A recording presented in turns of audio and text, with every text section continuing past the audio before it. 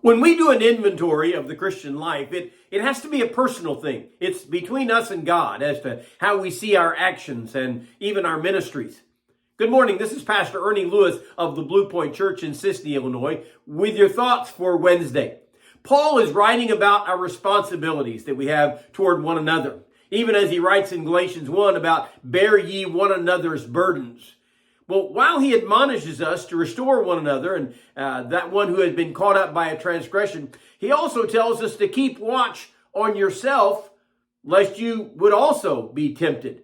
He warns us about the thinking too highly of ourselves, but to take a personal inventory. He says in Galatians chapter 6 and verse 4, let each one test his own work, and then his reason to boast will be in himself alone and not in his neighbor. For each will have to bear his own load. You know, when we're called to test his own work, we become fruit inspectors, I guess.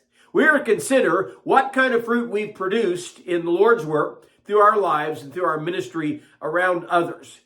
When we test our own work, we must consider whether what we're doing is lasting in the whole scheme of things in this world and the world to come.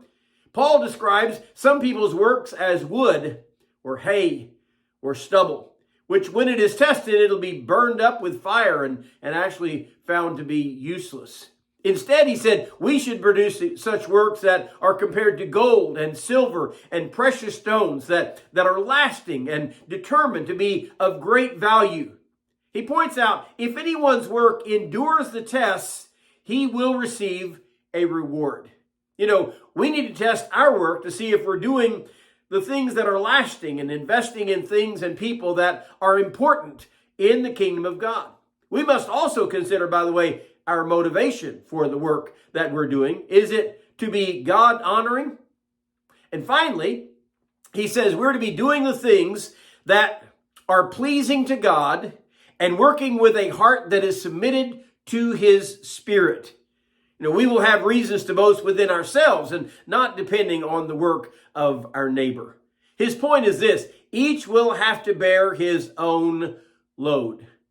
Now, while we are called to bear one another's burdens and so fulfill the law of Christ, we must also look into our own lives and hearts to make sure that we're carrying our part of the load.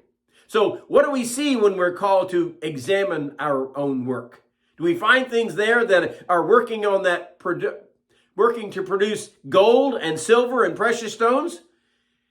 Or would our work and our ministry for the Lord be pictured as just wood and hay and stubble? It's easy at this time of year to realize how worthless those things are that are left behind after the harvest. Let's examine our work to be more prosperous for the Lord and especially for eternity.